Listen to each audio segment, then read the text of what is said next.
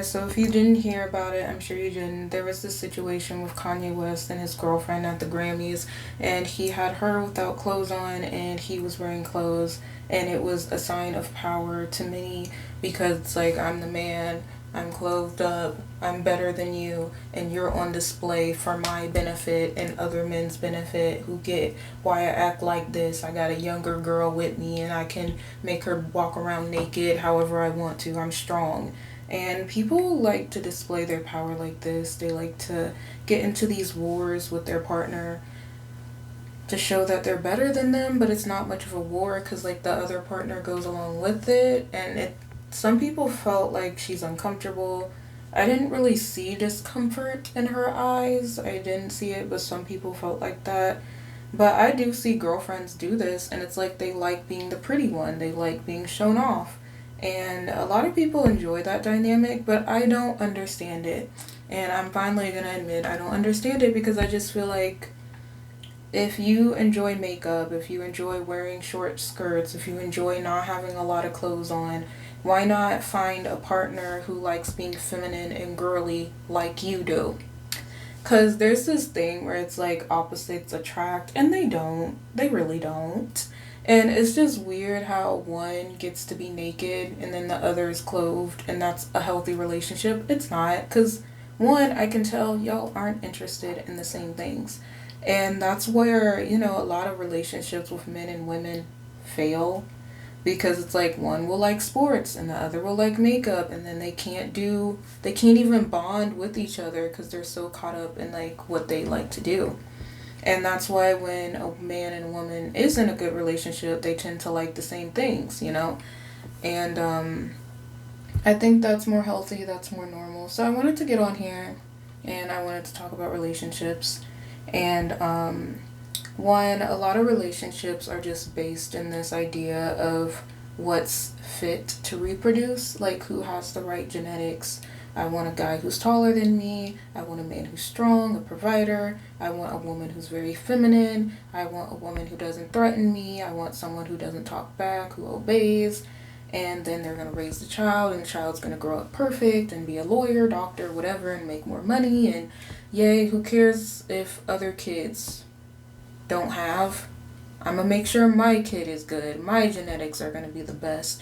Yay, natural selection, survival of the fittest, and we're gonna survive even through the zombie apocalypse. Like this very pronatalist culture, and you need a man and you need a woman because that's who makes the kids, that's who's gonna spread your DNA and make your genetics extend on and on. And it's bad to not identify as a woman, it's bad to not identify as a man, it's bad to do masculine things if you're a woman, it's bad to do feminine things if you're a man, and who really makes up masculine and feminine? It's just this, again, I just call it like pro-natalist type of ideology because like we all have our own bodies and not everyone is even identifying the way they want it, that the world says we should identify. And I'm kind of cool with it. I'm pretty cool with it because I'm kind of just like, if you don't want to reproduce, okay, like live your life how you want to. I feel like we didn't choose to be born. We didn't choose what year we're going to be born. Like you could literally be born in a crappy year, just like how I feel about being born in the 2000s versus being born in the 1930s where there was less people. I felt like there was more job opportunity. Like it's crazy thinking that my grandfather was able to make like $40 an hour and I'm supposed to be smarter and more educated than him and I still can't do that. And then with my grandmother, like her job was mainly like cleaning, but she was able to get a good husband and she had like two kids. You can't do that no more. A lot of guys, they just want to hook up. Like no one wants to commit, but they still act like they're in a committed relationship with you. And so back to that, there's also this thing of like black women are not chosen, they're not seen as beautiful and stuff like that. And it takes a long time to be seen as beautiful. And even women are told like they're beautiful no matter what. It ain't true. And I feel like a lot of people, even men, have those like movies where like an ugly guy gets the girl even though he's not as attractive. And then we have that thing of jealousy. And the jealousy is like, I'm not good enough for you. You're so beautiful. You can do better than me. I know who's the top. like in my head I kind of know like who's the desired female body, and then I also know the desired like man type for men. Like you got to be really buff, really strong, have that deep voice, have that beard or whatever. And then women, you got to have the hourglass figure, you got to look like a cartoon character, long straight flowing hair. And it's kind of like, yeah, you can do better than me. And that thought like creeps in everyone's head that they're not even good enough for their partner. And then you kind of realize, actually, I'm not good enough for you. Odds are we're going to grow apart and you're going to find someone better than me. Like, even in 5 years, like, I'm going to be a completely different person. And I can't imagine like still being with the same person. But I can imagine that, but I also kind of can't, because I'm just like, but the amount of like dedication, I just can't imagine that, because like there's so many options, there's so much competition nowadays, and it's just hard to expect someone to like deny themselves a better partner just because I'm with them. And so I kind of understand that. I definitely understand that sentiment. And so to me, dating is getting harder. And then as well, a lot of people want to stay in the dating stage while not really acting like they're dating. They still want to act like they're married or they're going to get married when they have no intention of that, no intention of sharing finances, no intention of actually supporting your lifestyle. They kind of want to just lay up in your house, enjoy getting sex, and then leave, and then just disappear and find someone else because they used you up for however long. And I don't really like that either. I think a lot of people, they're just they're just trying to find something to do in life, something to escape into. That's why they get these sex addictions. But what was I saying? Yeah, dating and relationships. It's just not that great of a time, especially when women have to feel like, oh, a man isn't gonna want me because I'm covering myself up. If I wear a big shirt and like big pants or a big skirt, like guys won't want me. They're gonna think I'm boring. And they want the girl who wears leggings, who wears crop tops, who wears like revealing stuff, who poses like for other men in the mirror, like stuff like that. And yeah, it does change dynamics in a relationship. And it's also like, but if you're someone who enjoys feminine things, why not get a feminine man or a feminine woman who actually likes the same things you do? Like, it's just strange to me now that I'm thinking about it. Like, you know, you always see the same dynamics in couples, like masculine energy, feminine energy. But to me, logically, it would make sense for feminine to go with feminine and masculine to go with masculine, because, you know, y'all have a lot more in common. You have a lot more you relate to. So now when I look at couples, I'm kind of just like, how can y'all like each other?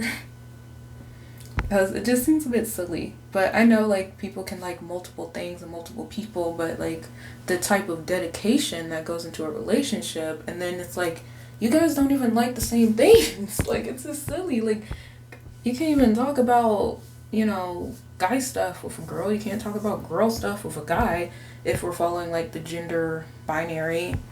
But yeah, some people are just more equipped for that. Obviously, I haven't dated. Obviously, there's not a lot of people who want me. And I don't even know how to be in a relationship. But a lot of people that I went to school with, like the popular kids, they all have had boyfriends and girlfriends. You know, some of them had abortions by now. Some of them like are single right now. But they've had like relationships, like committed serious relationships. And I'm just like, I was always a quiet kid. I always was like called boring and like no one really knew me. And so it's like, yeah, I'm still alone. I'm still like, I haven't even made it past 10 friends on Facebook. Like, I am just like that loner kid. And when I look at myself, I'm kind of just like, wow, I do know where things went wrong. Like why guys don't really want me and why I can't find a partner, period. But I'm also just kind of like, wow. So this is what it's like to not be chosen. But I mean, relationships, y'all, relationships. I don't even think a lot of relationships I see are even meant to work out, because I kind of know the foundation of them. I feel like if you're gonna love someone, honestly, you should love all people first. Like, you should think about not just your boyfriend, not just their family, but you should think about like the world as a whole and like where is it going. And a lot of people, they don't do that. They're very selfish. They think of themselves. They kind of live in this delusion that the world is perfect and fine while it's not perfect and fine. And they kind of just think, oh, well, even if my kid doesn't have friends, like, it's okay. They have family and they'll just have their brothers and their sisters. And I don't like that mindset either. I think that's pretty isolating and sad that you can't depend on anyone outside of your family. Like, that sounds like a world you shouldn't have kids born into. Like, what? Anyway, I do believe in, like, community and stuff like that, but a lot of people want to be cared for by their community, but their community is so obsessed with no nuclear families. They're not obsessed with anything else. They're just like, I'm a woman and I'm a man and we have a baby and a dog and we're just going to take care of that family. And yeah, the grandparents can get involved, but no, like, even grandparents aren't even involved with children anymore. And it's just unheard of. So that's all I have to say about relationships. It's been a pretty long video. Hope y'all enjoyed it.